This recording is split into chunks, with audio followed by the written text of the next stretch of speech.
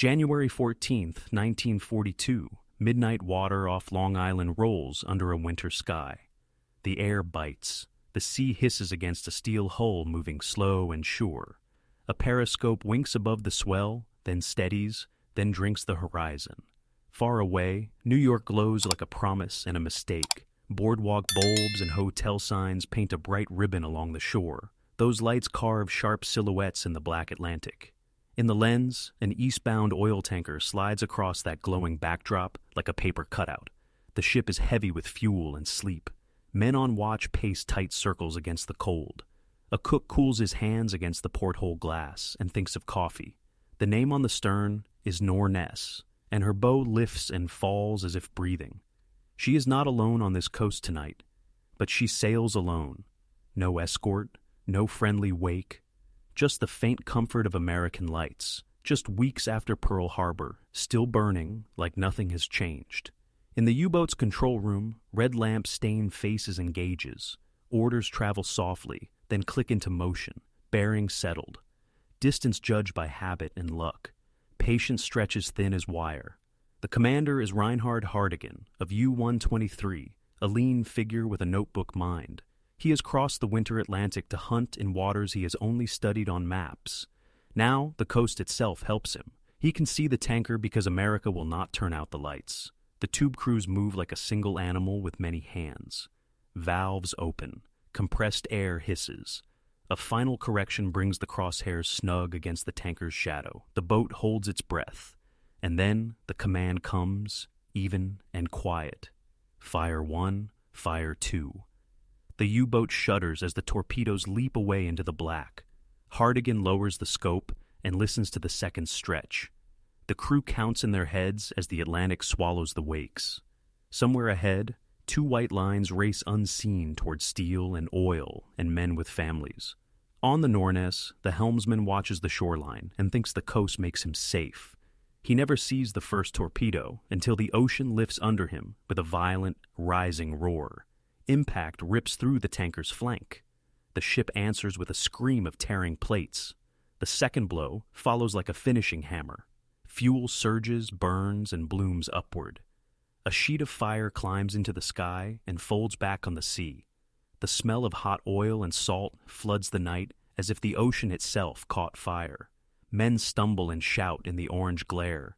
Some grab lines, some grab each other, some jump. Cold water ends every plan. It crushes lungs and steals voices. Lifeboats scrape down splintered rails and splash hard. A steward feels the shock in his teeth and hears nothing but his own breath. The crew fights oars and wind while the tanker burns like a floating refinery. Flames paint the waves copper and gold. Smoke blows toward the shore that seems close enough to touch. From the U-boat, the scene looks like a city has slipped into the water. Firewalkers dance across the surface. The captain checks his watch, his chart, the wind, the current. He looks up once more through the scope.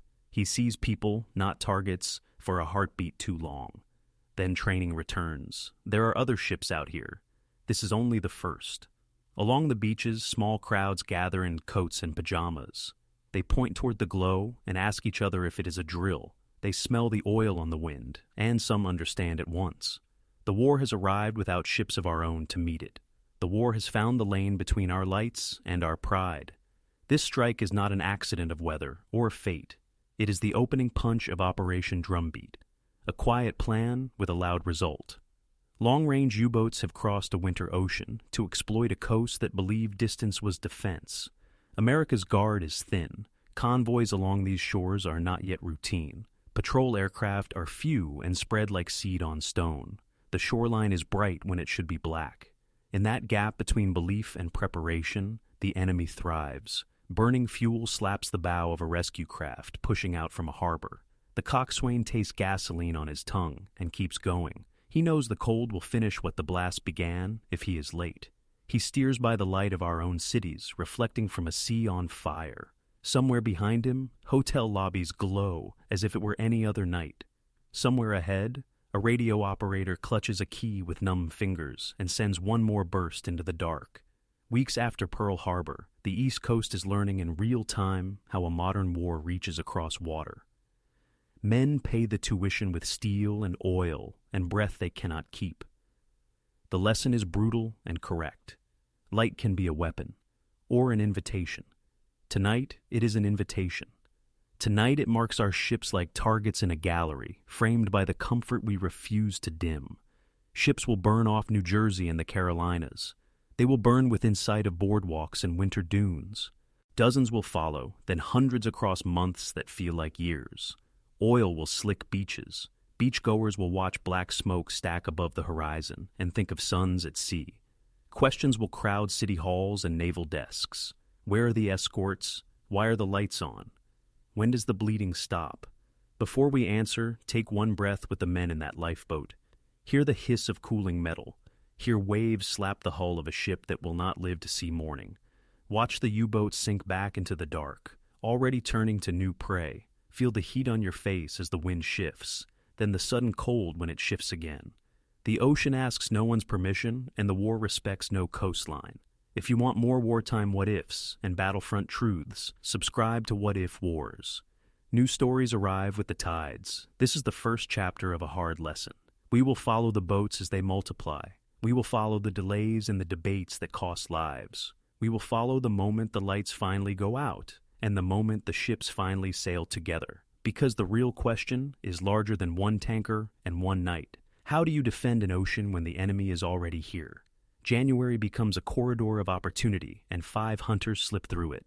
They are long-range Type 9 U-boats, built for reach and patience. Their torpedo rooms are full. Their fuel tanks are stuffed for a winter sprint.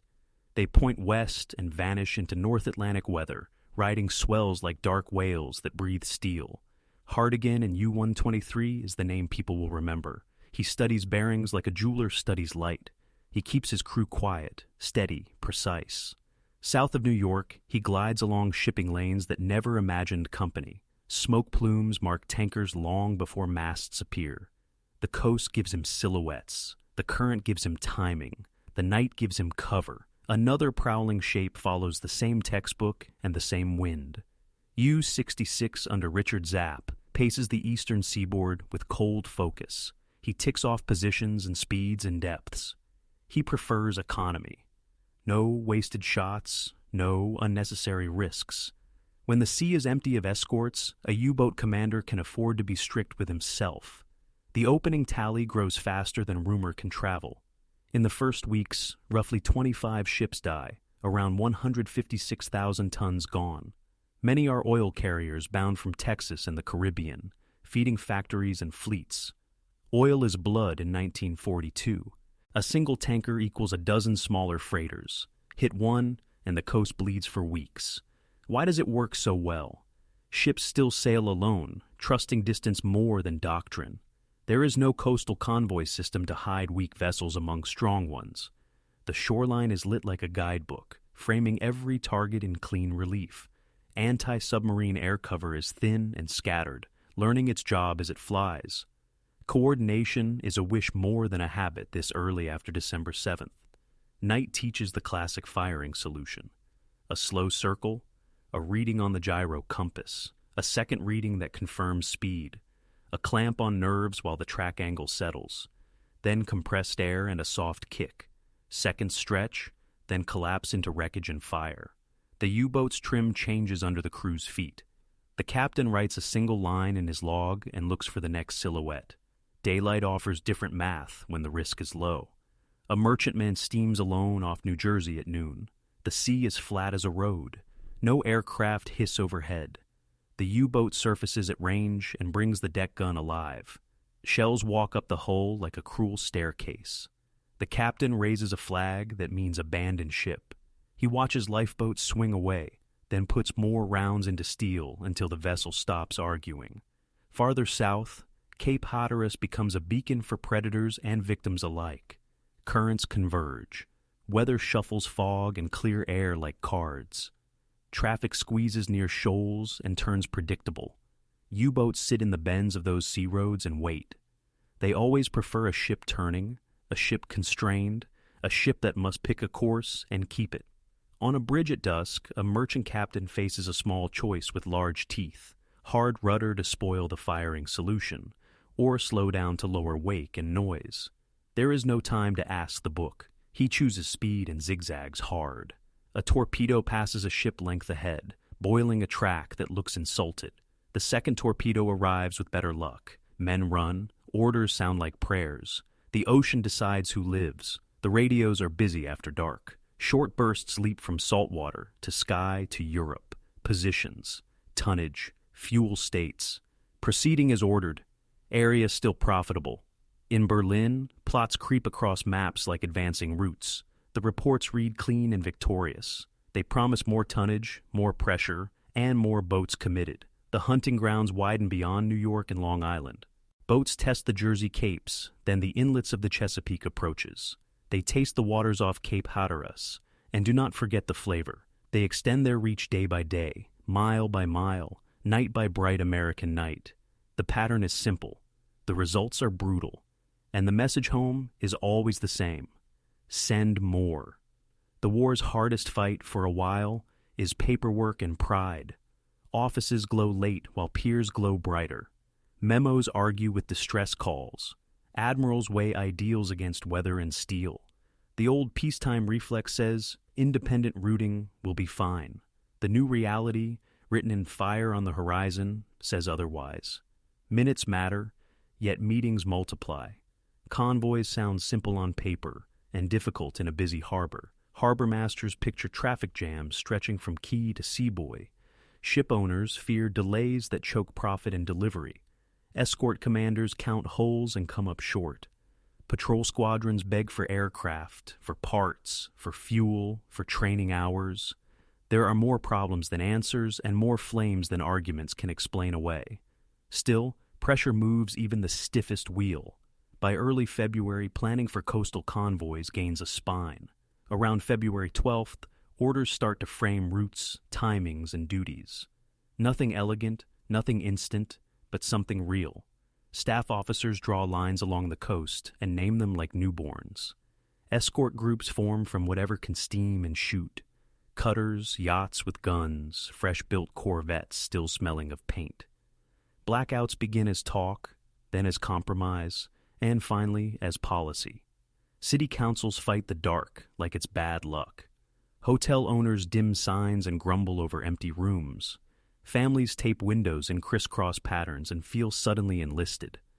Boardwalk bulbs go out one block at a time.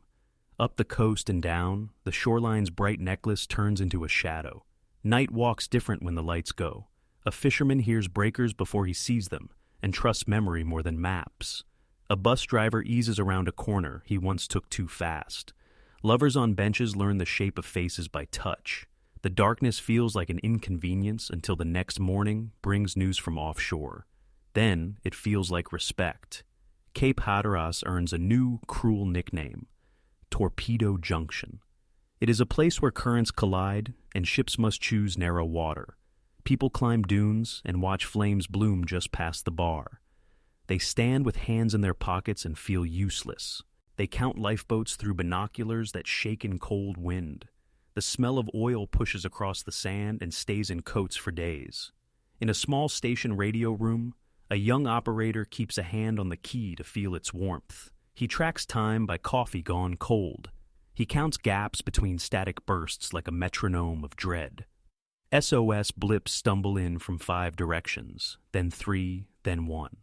He copies a call sign, a position, a last 2 words. The line goes dead, and the room gets larger. He breathes once. He asks the empty air to give the sender another minute. He slides the message to the petty officer and reaches for the next sheet. A merchant sailor sits in a lifeboat, watching his ship settle into steam and sparks. The boat rocks on a swell that smells like a garage floor. His hands refuse to stop shaking. He keeps them busy with the painter line, then the bailer, then the painter line again. Dawn feels very far away. A gull circles like it knows where the day is hiding. He focuses on the goal because the horizon is a hard thing to meet. These men are why the arguments must end. The sea swallows speeches. It respects only schedules kept and escorts that arrive. Slowly, the pattern changes. Convoy schedules begin to show up nailed to bulletin boards. Merchants learn assembly points and signal plans. Tugs practice shaping ragged lines into useful order. Small ships with big hearts take station and learn to hold it. Pilots memorize call signs and fuel numbers and turn times. Air and sea learn each other's rhythms. A cutter captain times his zigzag to an arriving patrol plane. An aviator plots a search leg that bends toward the convoy's noon position. Radios stop babbling and start speaking in simple, necessary phrases. No one pretends it is perfect. Everyone understands it is better. There is still friction everywhere. Escorts peel away to refuel just when nerves get loudest. Weather throws up walls that mock both schedules and bravery. A captain fresh from the yards misreads a signal and turns the wrong way at dusk. A crewman drops a depth charge safety pin and cannot find it on a black deck. Learning costs something even when the lesson is correct. Yet the coast begins to feel less like a target range and more like a guarded gate. Shipping reports grow a shade less panicked. Beach patrols walk with fewer fires to guide them. The blacked-out skyline becomes a new kind of courage, humble and persistent. People still gather on dunes at night, but they see more darkness and fewer orange crowns. They still smell oil sometimes, and they do not forget the price of delay. Every change carries a bill. Escorts spread thin along more miles than they can count. Air crews fly to the edge of fuel and back. Shipyards rush fittings and repairs while whistles blow night and day. Training programs sweat men through classrooms and onto decks before sleep catches them. The system isn't elegant, but it is starting to be a system. And still, the enemy adapts. When the coast begins to tighten, the boats slide south, searching for new lanes and softer rules. Warm waters promise easy night approaches and loaded tankers.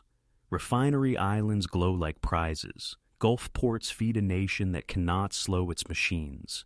The U-boats smell opportunity on trade winds and ride it toward the Caribbean and the Gulf. The hinge turns there, between our coast growing darker and our enemies seeking brighter water. Convoy organization is knitting a net, knot by knot.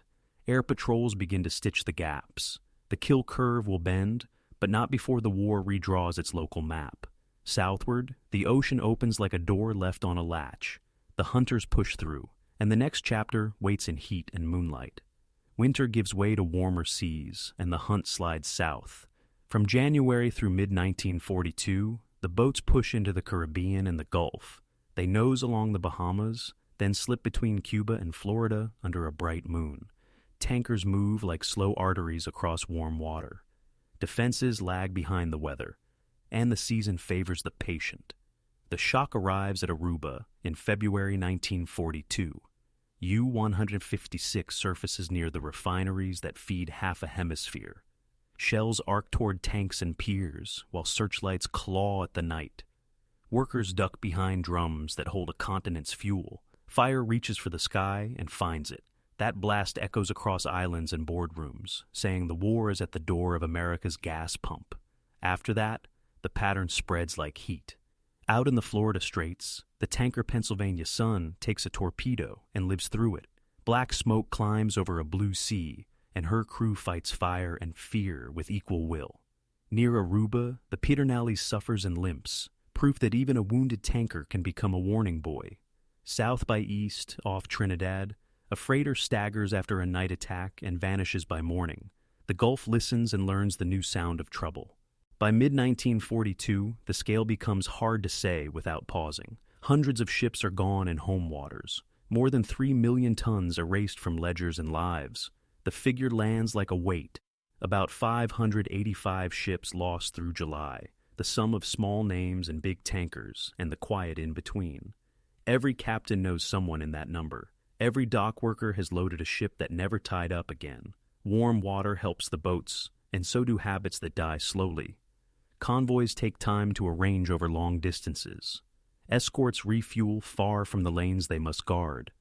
Patrol aircraft stretch range maps like rubber and still fall short of coverage. The sea offers ambush points near straits and channels. The U-boats sit there like fishermen who never sleep. Consequences ashore creep from rumor to policy. Gasoline rationing whispers become talks in public halls. Calendars on refinery walls grow red marks and new shift lines. Convoy schedules are redrawn to bundle tankers tighter and move them under watch. Training pipelines for escorts accelerate until classrooms cannot hold the noise. Air crews learn new search patterns over sandbars and mangroves, then climb back into heat and haze. In the Gulf, ships bound for the Mississippi mouth cross a gauntlet. Approaches to New Orleans feel exposed as a runway. A tanker captain grips the wing of his bridge and stares at the horizon like a judge. He knows the math of distance and depth better than he knows sleep. North of Yucatan, another convoy rides an escort's wake and trusts the discipline more than the weather. Night scenes repeat with minor changes and major pain. A lookout smells crude before he sees flame. A mate counts lifeboats twice because the first number scares him. On a quiet island, families wake to dull thuds and wait for sirens that never come. The war is a far country and a nearby surf break, depending on where you stand. Yet the water begins to feel different as spring turns to early summer. A system is forming, patchy but real. Escorts appear where none stood yesterday. Air patrols arrive on time, often enough to matter. Harbor calls sound less like panic and more like routine. The enemy still finds gaps, but the gaps begin to move and shrink. The wide ocean is still wide, but it is not empty anymore. Hold your breath with a tanker column rounding a point at dusk. See them together, heavy and deliberate, their wakes braided under a dusky sky. Far behind, a blacked-out coast holds its nerve. Far ahead, a patrol plane ghosts the shipping lane and checks a box on a grease pencil board. The boats remain out there, counting minutes and turning dials. But now, they hunt a coast that is finally learning to smother the sea. By mid-May 1942, the rhythm finally shifts. Coastal convoys operate up and down the seaboard like scheduled trains. Escorts learn their beats, sliding from station to station without losing step. Patrol aircraft fill the sky with overlapping arcs, their radios crisp, their fuel plans tight. Radar and sonar turn from gadgets into instincts. HF-DF stations fix bearings faster than rumors can run. The ocean is still deep and dangerous, but now it is mapped by will as much as by charts. Losses begin to fall in a way people can feel. Beach patrols walk darker nights with fewer orange crowns on the horizon. Harbor masters read their morning reports and breathe through a full breath before turning the page. Lifeboats still reach piers, but with more survivors and fewer stares that never land. A U-boat captain surfaces at dawn, tastes the air, and thinks twice. Easy kills become costly lessons, and the hunters spend more time slipping away than closing in. Sailors notice the difference in small ways that add up. A convoy forms on time and departs on time, and that becomes a kind of prayer. An escort's wake is always there in the corner of your eye, steady as a heartbeat. A patrol plane appears when the horizon looks wrong, just when doubt begins to itch. The ocean's silence changes. It is no longer the silence of neglect, but the silence of watchfulness. Look again at the shoreline where we began, the glitter that betrayed a ship and her men. Those lights are gone now, replaced by a discipline learned the hardest way. Cities breathe behind blackout curtains, and the coast wears a useful humility. Out at sea, ships move together, guarded by cutters and corvettes, and men who learn to be patient. The silhouette trap is gone. The U-boat's periscope no longer frames a perfect target against a bright ribbon of land. The lesson, written in cold ink and warmer blood, is as clear as the new night. Speed of organization beats scattered strength, because chaos devours brave intentions faster than any enemy. Logistics and protection are combat power, because oil delivered and crews preserved are victories you can measure. Admitting failure early saves lives later, because the ocean is a poor place to defend pride and a good place to defend people. There is gratitude in this turn of the tide, and it flows toward quiet workers as much as warriors. The ship fitters who welded escort hulls at midnight, the signalmen who turned confusion into routes and times, the aviators who flew into weather that tried to erase them, the Coast Guard crews who chased shadows until those shadows learned to run. And there is a special debt to the merchant sailors who took the first blows and kept sailing when the water still smelled like yesterday's loss. Stand for a moment on a dark beach in June 1942 and listen. There is the hush of surf and the distant thrum of engines inside a convoy you cannot see. That hidden procession is the sound of a country learning how to fight a long war. It is the sound of nerves trained into muscle, and grief trained into guardrails. It is the sound of a coast that finally knows itself, and the enemy across the water. The war will move on, as wars do, to other maps and other names. But the memory of these waters remains. The night we lit our own targets, the months we paid for delay, the weeks we turned together toward discipline. Somewhere out there, the Norness still burns in memory's tide, and somewhere nearby, a column of ships slides past unseen, alive because the lights went out and the lines held. The content of this video is compiled from multiple sources. If anything is inaccurate or needs correction, please comment below. See you next time.